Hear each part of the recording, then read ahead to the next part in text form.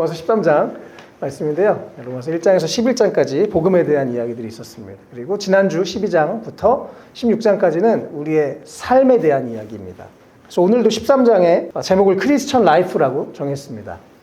우리가 어떻게 크리스천으로서 살아야 되는지, 먼저 역시 그 출발은 다시 계속 말하지만 복음입니다. 내 의가 아니라 예수님을 통해서 내가 구원받았고 죄가 용서받았고 하나님의 자녀가 됐다는 이 감격과 또 이 놀라운 사실에 근거한 믿음 생활인 거죠. 우리 지난주에 나눴던 12장 1절 2절 말씀 제가 다시 한번 읽어드리겠습니다. 형제자매 여러분, 그러므로 나는 하나님의 자비하심을 힘입어 여러분에게 권합니다. 여러분의 몸을 하나님께서 기뻐하실 거룩한 산 제물로 드리십시오. 이것이 여러분이 드릴 합당한 예배입니다. 여러분 이 시대의 풍조를 본받지 말고 마음을 새롭게 함으로 변화를 받아서 하나님의 선하시고 기뻐하시고 완전하신 뜻이 무엇인지를 분별하도록 하십시오. 아멘. 이렇게 성경에서 말씀하고 있습니다. 우리가 우리의 삶을 예배로 드리는 것, 또 하나님의 뜻이 무엇인지 분별하며 살아가는 것. 그래서 크리스천이 교회 와서 일주일에 1시간 예배 드리고 다시 가서 옛날처럼 또 세상 사람들이랑 똑같이 사는 것은 크리스천이 아닙니다. 삶을 예배로 드리는 것, 그것이 진짜 크리스천의 삶인 거죠. 우리 삶이 주님이 보시기에 향기로운 제물로 드려지는 것. 그래서 오늘 이 세 가지 내용인데요. 참 성경을 우리가 읽다 보면 성경은 참 균형 있는 책이다라고 많이 발견하게 됩니다. 가끔 성경을 읽다 보면 이런 모순적인 것 같아요. 이런 얘기도 있고 저런 얘기도 있고 한 질문들을 제가 많이 받아봤습니다. 저도 사실 성경을 가지고 10몇 년 동안 이 고민을 했어요.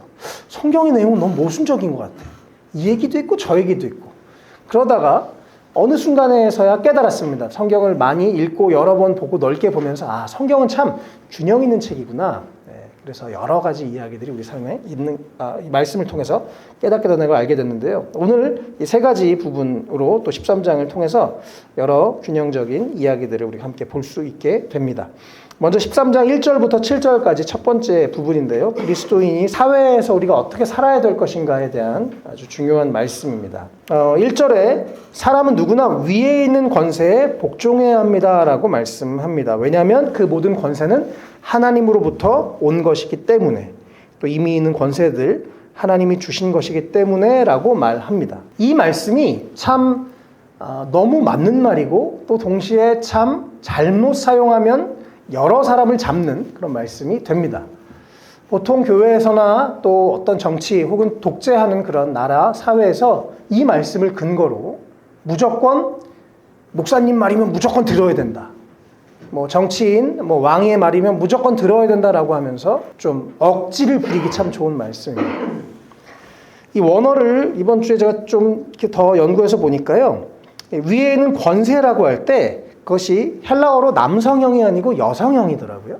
그 말은 그 어떤 한 지도자가 아니라 그 정부에 대해서 복종하라는 의미입니다. 이해되세요? 조금 더 넓은 의미인 거죠. 또 마음으로 순종해라 이런 의미들이 이 안에 녹아 있더라고요. 1절에요. 사도행전 17장 26절에 보면 이런 말씀이 있습니다. 하나님은 인류의 모든 족속을 한 혈통으로 만드셔서 온 땅 위에 살게 하셨으며 그들이 살 시기와 거주할 지역의 경계를 정해 놓으셨습니다. 이런 말씀이 있습니다. 하나님이 인간들을 만드실 때 각 사람들에게 너는 이 시대에 살아라. 너는 여기 살아라고 시간과 장소를 정해 주셨다는 것입니다. 이것이 진리라면 우리에게 하나님이 이 시대에 이 땅에서 한국에서 한국인으로 살게 하신 것, 이 나라와 민족으로 살게 하신 것은 하나님이 허락하신 일인 거죠. 그렇기 때문에 우리가 하나님이 세우신 또 우리를 부르신 이 나라와 민족을 사랑하는 것은 무조건 하나님의 뜻입니다. 그리고 그래서 우리가 하나님의 뜻을 복종하면서 하나님이 나를 한국인으로 부르셨구나. 이것이 우리에게 되게 중요한 정체성 중에 하나죠. 성정체성, 또 국가, 민족 이런 정체성들이 누구나 가지고 있는데요. 고유하게 하나님이 허락하신 것이다라는 것 위에 우리가 그 믿음 위에 서야 됩니다. 그리고 정말 나라를 사랑하는 그것이 진짜 크리스천입니다. 사실 독립운동하는 많은 사람들 역사를 읽어보면 대부분 크리스천들이었죠. 그리고 다들 나라를 사랑했습니다. 하나님이 나에게 허락하신 나라. 그래서 그 나라를 위해서 애쓴 분들이 많이 있고 대부분이 정말 하나님을 사랑하는 마음으로 또 나라를 사랑하는 마음으로 그렇게 싸웠던 모습들을 우리가 역사를 통해서 보게 됩니다. 그래서 우리가 이 나라와 권세에 잘 복종해야 된다라고 말을 하는데요. 3절, 4절 보면요. 그러니까 이 당시에는 로마 시대에 황제가 있었죠. 그리고 사실은 그 당시에 아주 우두머리들, 뭐 지금 이렇게 의회 민주주의를 대표한다고 하지만 사실은 그 당시엔 철저한 신분사회였습니다. 그래서 지금 우리나라가 이것을 그대로 로마의 것을 뭐 대비하기는 좀 어렵죠. 물론 뭐 지금 우린 또 경제를 통해서 또 여러 가지 사회적인 걸 통해서 나름 계급이 또 있기도 하지만 어떤 면에서는 어쨌든 좀 차이들이 있습니다. 근데 사도 바울이 로마 황제가 다스리던 그 시대에 이런 말씀을 썼다는 것 참 사실 놀라운 말씀입니다. 주목하고 싶은 것은 3절에 치안관들이 있었어요. 뭐 그 땅을 다스리는 사람들, 특별히 법을 집행하고 했었던 사람들. 뭐 예를 들어 제가 운전을 하다가 경찰이 앞에 있어요. 제가 아무 잘못한 걸 안 하면 아무리 거리낌 없이 지나갈 겁니다. 운전을 하면서. 그렇죠? 제가 안전벨트를 안 하고 있는데 경찰을 발견해요. 어떻게 하죠? 깜짝 놀래가지고 한 척하면서 이렇게 얼른 매는. 네. 우리 안에 어떤 질서를 유지하는 사람, 뭐 재판관이든 뭐 경찰관이든 이런 사람들, 네, 그런 사람들 앞에 우리가 좋은 일 하면 두려울 것이 없다고 3절은 말합니다. 그러나 나쁜 일 하는 사람에게 두려움이 되죠. 근데 이 어떤 나라에서 권위를 부여해서 그 권위를 가지고 있는 사람들, 이 사람들에 대해서 성경이 얘기하는 가장 오늘 이 본문에서 우리가 오해하지 말고 알아야 되는 것은 4절인데요. 권세를 행사하는 사람은 여러분 각 사람에게 유익을 주려고 일하는 하나님의 일꾼이다라는 사실입니다. 6절에도 이 세금에 대한 얘기하면서 그들은 하나님의 일꾼이다라고 얘기합니다. 즉 권세를 가진 사람들, 보통 우리가 뭐 정치에 대해서 다 여러 가지 관점들이 많고 뭐 또 관점에 따라서 뭐 좋게 보고 안 좋게 보고 여러 가지 관점들이 있을 수 있는데요. 여기서는 더 원론적인 이야기를 하는 거죠. 그 권위자가 누구든지 그 권위자가 사실은 하나님의 대리자로서 대신 이 나라를 또 법을 다스리고, 하나님은 인간을 통해서 일하시니까요. 하나님이 막 누가 한번 죄 지으면 그때마다 막 다 사고 나게 하고 막 다리 몽둥이 분질러주고 이렇게 하지 않으시고, 하나님이 사람을 통해서 일하시기 때문에, 사람에게 자유의지를 주시고 맡기셨기 때문에 하나님이 사람을 통해서 일하신다는 것.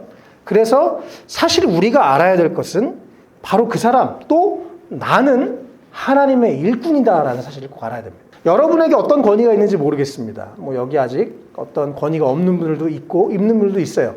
회사에서 내 부하 직원이 있으면 일단 권위가 있는 겁니다.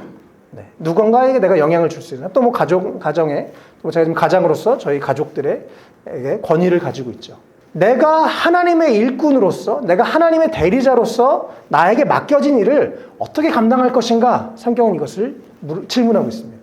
그래서 우리가 한편으로는 내가 권세를 가진 사람으로서 어떻게 행동할 것인가, 나에게 주신 권세를 어떻게, 내가 사장이라면 어떻게 나에게 맡겨진 직원들에게 월급을 주고 그들의 삶을 잘 살 수 있도록 도울 것인가, 어떻게 이윤을 창출해서 계속해서 또 이들의 삶을 보장할 것인가, 이것들을 고민해야 되는 것이죠. 또 나에게 어떤 뭐 회사에서 어떤 사회에서 어떤 역할을 내가 갖고 있다면 내가 가진 그 자리에서 내가 그 책임을 어떻게 다해서 다른 사람들을 유익하게 할 것인가, 내가 속한 회사에 어떻게 유익을 끼칠 것인가 라고 생각해야 되는 것입니다. 그래서 우리가 가져야 될 중요한 태도는, 이 말씀을 통해서 배워야 될 중요한 태도는 하나는 책임감입니다. 이번 주에 제가 서울에 본 영화를 일부러 봤습니다. 이거 본문 때문에. 뭐 우리 이미 잘 아는 얘기들이시고 또 못 보신 분들도 있을 텐데요. 뭐 한번 보면 참 좋은 영화더라고요. 시간도 빨리 가고. 이 전두광 씨가, 전두환 그 당시에 이 장군이 나라의 권력을 차지하는, 쿠데타하는 모습들 나오죠. 자신과 또 그들의 유익을 위해서 행동하는 그런 모습들. 하나님이 주신 권세를 잘 사용하는 것이 아니라 정말 이기적으로 사용하는 모습들.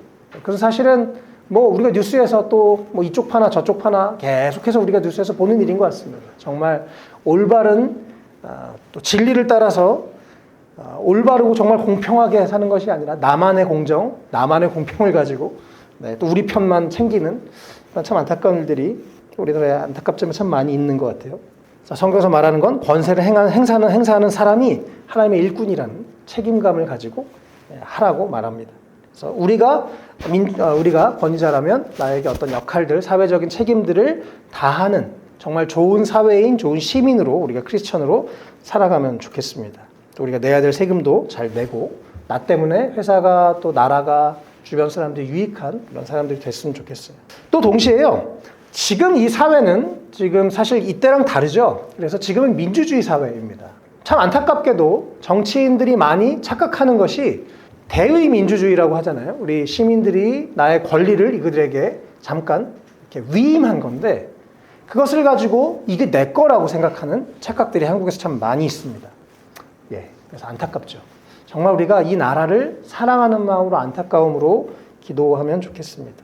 뭐 내 편 이겨라 이게 아니라 정말 이 나라가 더 진리 위에 잘 설 수 있도록 기도하면 좋을 것 같아요. 그래서 모든 권력이 국민에서 온다는 것이 민주주의죠. 왕 한 명이 아니라. 그래서 우리가 그 권위를 위임한 그 사람들이 잘 할 수 있도록 때로는 질책하고 또 때로는 기도하고 격려하는 것 우리가 다 해야 될 일입니다. 이것이 올바른 시민의 태도인 것이죠. 그래서 여기에 말씀을 너무 단순하게 그 당시에 또 왕정시대를 생각하면서 무조건 이 정권에 또 저 정권에 이 세력에 저 세력이 아니라 우리는 더 높고 더 넓은 더 깊은 하나님 나라 더 위대한 가치가 있는 그 하나님의 나라의 백성이라는 것을 우리가 기억하면서 이 나라를 위해서 기도하고 또 우리가 필요한 것들은 여러 가지 적극적으로 우리의 이 작은 권위지만 우리 그것을 행사하고 투표 안 하는 건 죄입니다. 네, 해야 됩니다. 계속 하면서 내가 생각한 것을 이렇게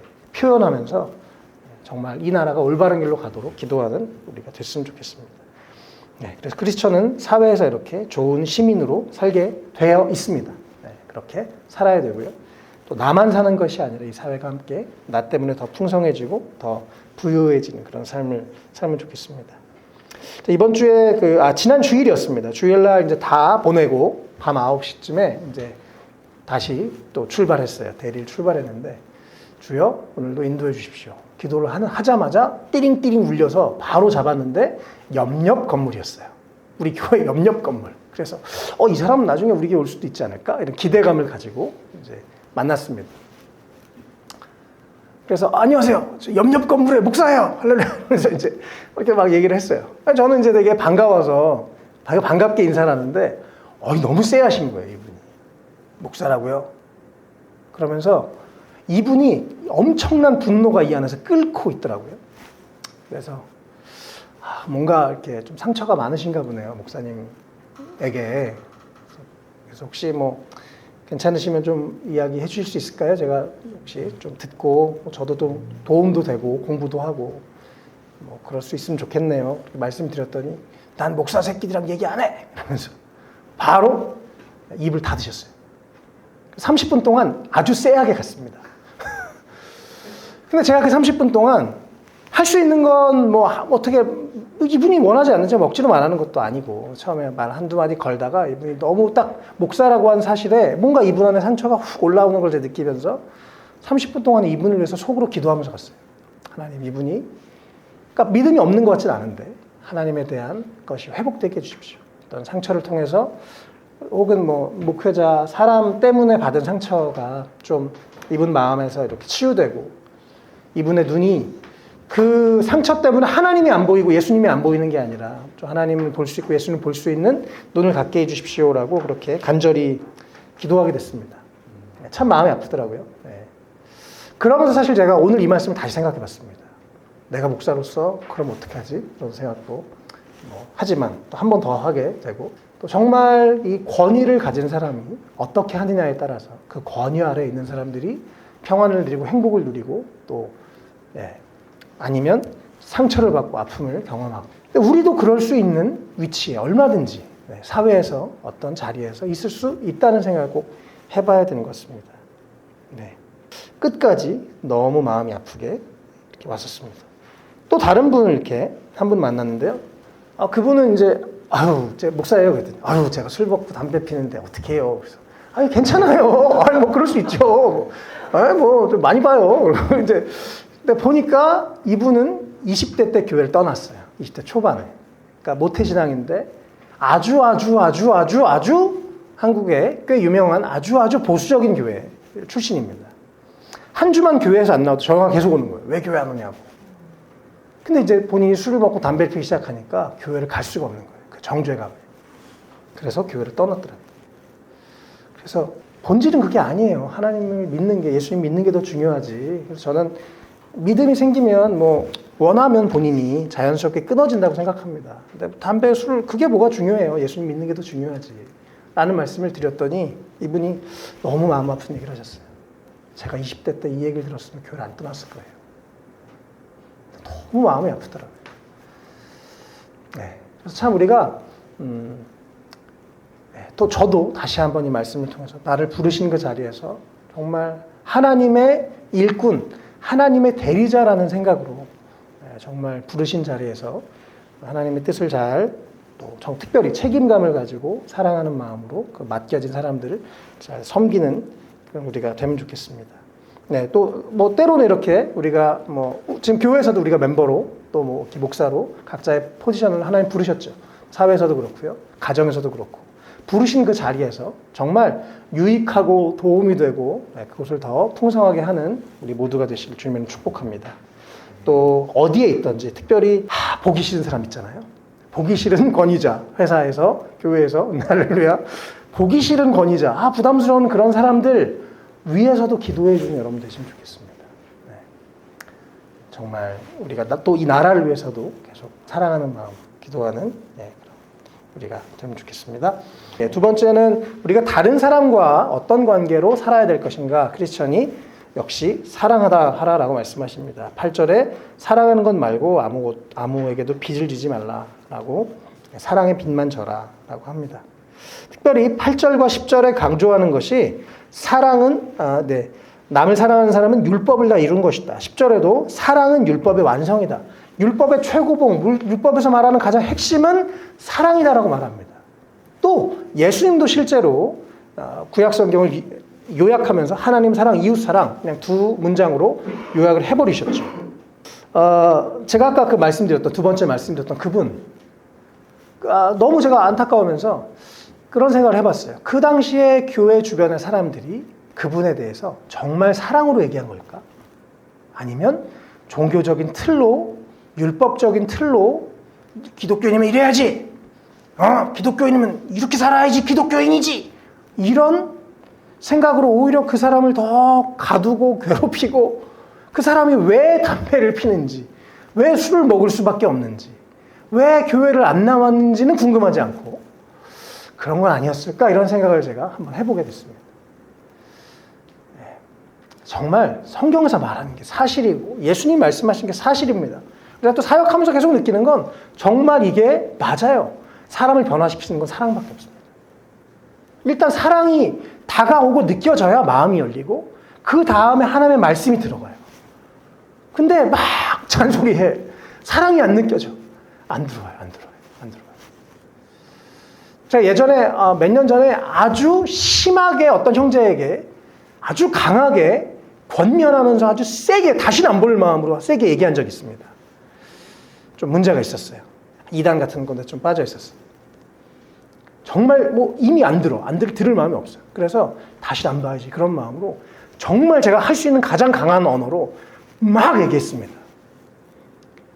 근데 몇 년 뒤에 목사님 그때 얘기해 준 게 너무 고마웠어요 라고 얘기하더라고요. 시간이 지나도 그 사랑이 사랑으로 다가오는 거예요. 그 당시에 안 들려도.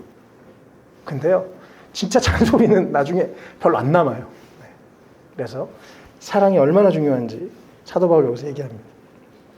우리도 다른 사람을 대할 때 또 10계명 여기 7계명에서 10계명 뭐 간음하지 말라, 살인하지 말라 다 결국 다른 사람 사랑하라, 이웃을 사랑하라는 말씀이죠. 특별히 우리가 사랑한다면 10절에 이웃에게 해를 입히지 않는 그런 사람이 됩니다. 내가 남을 이용하는 것, 남에게 해를 끼치는 것 이것은 사랑이 아닙니다. 이용이죠. 그래서 우리 안에 또 정말 더 우리 주변 사람들, 하나님이 허락하신 우리 인생에 허락하신 사람들을 더 많이 사랑할 수 있으면 좋겠습니다. 나중에 지나면 사랑은 남아요. 사랑에 대해서 아주 유명한 말씀 고린도전서 13장 4절에서 8절 앞부분까지 제가 읽어드리겠습니다. 사랑은 오래 참고 사랑은 친절합니다. 사랑은 시기하지 않으며 뽐내지 않으며 교만하지 않습니다. 사랑은 무례하지 않으며 자기의 이익을 구하지 않으며 성을 내지 않으며 원한을 품지 않습니다. 사랑은 불의를 기뻐하지 않으며 진리와 함께 기뻐합니다. 사랑은 모든 것을 덮어주며 모든 것을 믿으며 모든 것을 바라며 모든 것을 견딥니다. 사랑은 없어지지 않습니다. 라고 고린도전서에서 말씀합니다. 친절하지 않은 것 사랑이 아닙니다. 승질내는 거 사랑이 아닙니다. 또 나쁜 길로 함께 끌고 가는 거 사랑이 아닙니다. 불의를 기뻐하지 않고 진리와 함께 기뻐하는, 진리를 쪽으로 끌고 가는 게 진짜 사랑입니다.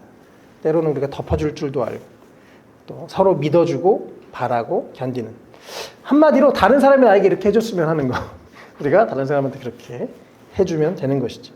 사도행전 20장 35절에도 아주 중요한 말씀 하는데요. 사도 바울이 나는 모든 일에서 여러분에게 본을 보였습니다. 이렇게 힘써 일해서 약한 사람을 도와주는 것이 마땅합니다. 그리고 주 예수께서 친히 주는 것이 받는 것보다 더 복이 있다 하신 말씀을 반드시 명심해야 합니다. 라고 말씀하십니다.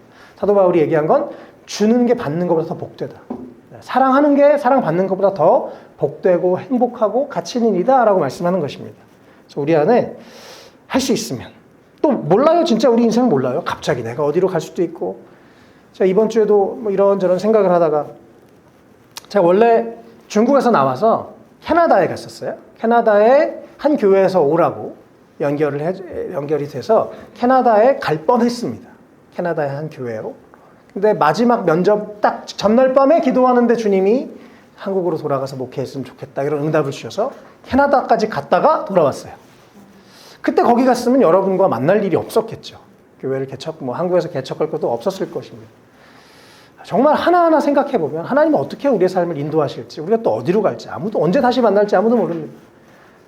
기회가 있을 때, 이 유한한 시간에 하나님의 허락하신 시간과 상황 가운데 사랑하면서 사는 우리가 되면 좋겠습니다. 마지막으로 하나님과 나와의 관계에 대해서 다시 한번 오늘 말씀을 해주고 있습니다. 먼저 아까 이 두 번째 사랑하는 것도요, 사실은 또 첫 번째 그 사회에 대한 것도요, 결국 다시 본질로 들어가서 먼저 예수님이 나를 사랑하셨다는 그 사실, 거기서 출발해야 됩니다. 예수님이 나를 사랑하셨고 나를 용납하셨고 했기 때문에 또 다른 사람을, 그 사랑을 기억하면서 그 받은 사랑을 생각하면서 다른 사람을 사랑할 수가 있는 거죠. 이게 막 다 의무감으로 오고 종교적인 압박으로 오면 정말 힘들어서 못합니다. 그러나 주님의 그 사랑을 기억할 때 너무 자연스럽게 또 주님 주시는 힘으로 사랑할 수가 있죠. 마지막에 세 번째 부분, 그래서 먼저 11절, 지금은 여러분 어느 때인지 압니다. 잠에서 깨어나야 할 때가 벌써 되었습니다. 라고 말씀합니다. 우리는 점점 이 성경에서 말하는 시간은 이렇게 일직선입니다. 자, 이번 주에 어떤 분 얘기하다가 불교에서는 열심히 전도를, 그분 말로, 목사님 불교에서는 열심히 전도 안 해요. 왜 그런지 아세요? 그래서 궁금해서 왜 그래요? 그랬더니 거긴 윤회잖아요. 다음번에 또 기회가 있겠지. 이렇게 생각한다는 거예요. 이해되시죠? 다음번은 언젠가 또 불자가 될 기회가 있겠지. 이러고 열심히 전도를 안 한다는 거예요. 그분 말로는. 맞는지 모르겠는데. 근데 제가 그럼 우리는 기독교 역사관은 일직선이거든요. 한 번이에요, 우리 인생은. 우리 기회는 그래서 너무 소중하고 유한한 시간이에요. 라고 이렇게 말씀을 드렸습니다. 성경은 처음이 있고 끝이 있다고 말합니다. 그래서 우리의 시간 너무나 소중하다고 얘기해요. 우리 인생에 언젠가 끝이 있고 그 뒤에 종말이 있고 심판이 있다고, 그 뒤에 상이 있고 벌이 있다고 성경은 분명히 말합니다. 그래서 지금은 어느 때냐? 어제보다 주님 오실 날이 가까운 때입니다. 어제보다 내 인생의 끝날이 가까운 때입니다. 어제보다 하루 더 늙은 날이에요. 근데 뒤를 보면 내가 오늘이 제일 젊은 때예요. 그렇죠? 언제든지 뭔가 도전하시려고 하거든 꼭 기억하세요. 오늘이 가장 젊은 날입니다. 할렐루야.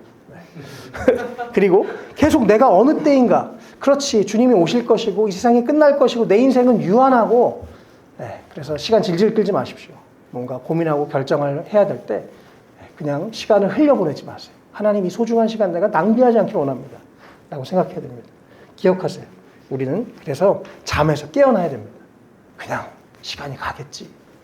그냥 어떻게 되겠지. 아니에요. 하나님은 인간에게 자유의지를 주셨습니다. 그래서 우리가 좋은 선택을 하고 적극적으로 살아가는 것이 그리스도인의 올바른 태도입니다. 그냥 막연한 예정론, 어떻게 되겠지, 하나님 예비하신 대로 내 인생이 흘러가겠지. 아니요. 내가 노력해야 돼요. 안 되면 안 돼요. 심은 대로 거두게 되어 있습니다. 그래서 지금 우리의 구원이 우리의 처음 믿을 때보다 가까워졌어요. 나에겐 더 유한한 시간이 줄어들고 있습니다. 꼭 기억하시면 좋겠습니다. 12절에 밤이 깊고 낮이 가까웠습니다. 우리에게 이미 예수 그리스도 통해서 낮이 왔고 빛이 들어왔죠. 그래서 우리는 이제 예수님 믿는다면, 예수님을 알았다면 어둠의 일을 벗어버리고 빛의 갑옷을 입어라 말합니다. 14절에서도 예수 그리스도로 옷을 입으라고 얘기합니다. 옷을 입는 것은 두 가지 의미인데요. 하나는 내가 요한계시록에 보면 이것은 성도들의 의로운 행위다라고 얘기합니다. 옳은 행실이라고 얘기합니다. 그래서 내가 옷을 입는다 성경에서 말할 때 하나는 내가 올바른 행동을 한다는 것을 의미합니다. 두 번째는 신분을 의미해요. 나는 이제 갑옷을 입은 군사다. 또 동시에 예수 그리스도로 옷을 입은 이제 내 신분은 예수님처럼 귀한, 그래서 이런 말도 있거든요. 예수님짜리. 나 얼마짜리예요? 제 몸값이 얼마예요? 1년에? 1년에? 제가 월급 얼마예요? 뭐 이런 우리가 얘기하잖아요. 뭐 전 연봉 뭐 1억이에요. 뭐 몇천이에요. 뭐 하잖아요. 그런데 저는 연봉이 어떻게 돼요? 연봉이 아니라 어쨌든 제 인생은 예수님만큼. 왜요? 예수님이 날 위해 죽으셨으니까. 예수님이 여기 계신 한 분 한 분을 위해서 죽으셨으니까 나는 예수님만큼이나 똑같이 소중한 존재입니다. 이해되시죠? 그 몸값을 대신해서 지불했으니까. 그래서 여러분 스스로를 가치 있게 여기시고, 또 이제는 내 인생이 내게 아니고 예수님 거고, 예수님이 내 삶의 왕이시고 주인이 되셔서 내가 그분으로 옷 입고 그분이 원하시는 대로 살아가는 것. 이것이 이제 우리가 주님과의 관계 안에서 기억해야 될 중요한 것입니다. 13절에 이제 낮에 행동하는 것처럼 단정하게 행하고, 호사한 연회와 술 취하 음행과 방탕, 싸움과 시기 빠지지 않는. 예수 믿으면 적어도 양심이 더 살아나기 때문에 이런 게 더 부담스럽고 거북하고 불편하게 됩니다. 그 양심을 따라서 주님 주신 마음을 따라 살아가면 되는 것이죠. 이 기독교 역사와 세계 철학사에 아주 유명한 분이 있습니다. 어거스틴이라고 하는 분, 혹은 성 어거스틴 혹은 아우구스티누스라고 하는 분이 있어요. 한 300년 후반에 태어나셔서 400년 때까지 사셨던 분이에요. 사도 바울 이후에 가장 위대한 신학자라고 불리는 분입니다. 이분이 젊었을 때 엄청 방황을 했어요. 그래서 막 10대 때부터 엄청 방황하고 집 나가가지고 막 방황을 하고, 또 마니교라는 이단에 막 빠져서 이렇게 정신없이 살았습니다.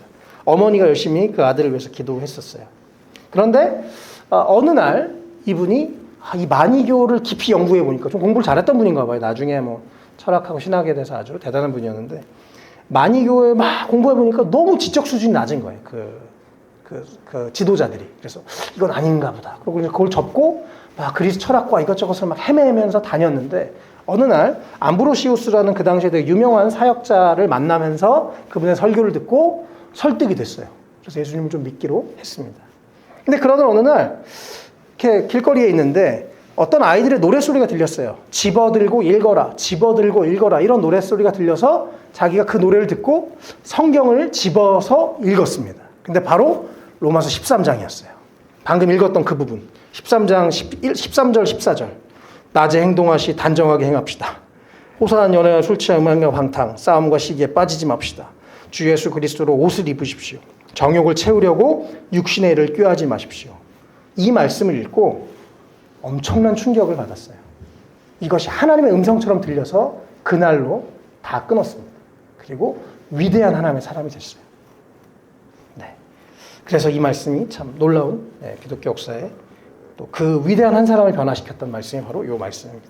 이것이 내 삶이 됐으면 좋겠습니다. 하나님 기뻐하시지 않는 것 우리가 끊어내고, 또 정말 하나님이 원하시는, 우리가 더 이상 시간 낭비하지 않는, 또 나중에 후회하는 거 하지 않는 그런 삶이 되도록 우리가 또 결심하고 결단하고, 그래서 정말 유한한 시간 하나님 앞에 또 부끄러움 없이, 또 하나님이 정말 기뻐하실 일이 무엇일까 고민하는 우리의 삶이 되고, 또 다른 사람들을 사랑하고 사회에서 나에게 부르신 자리에서 책임감 있게 또 좋은 선한 영향력들을 또 끼치면서 살아가는 우리가 되면 좋겠습니다. 예, 오늘 이 13장 크리스천 라이프에 대해서 함께 살펴봤는데요. 우리가 정말 혹시 우리 안에 벗어야 될 것이 있으면 오늘 다 벗고 가시길 바랍니다. 빛의 갑옷을 입고 주님의 군사로 나가는 우리가 됐으면 좋겠고, 사랑하면서 또 정말 좋은 사회인, 좋은 시민, 또 나라를 사랑하는 사람으로 그렇게 살아가는 우리 모두가 되면 좋겠습니다.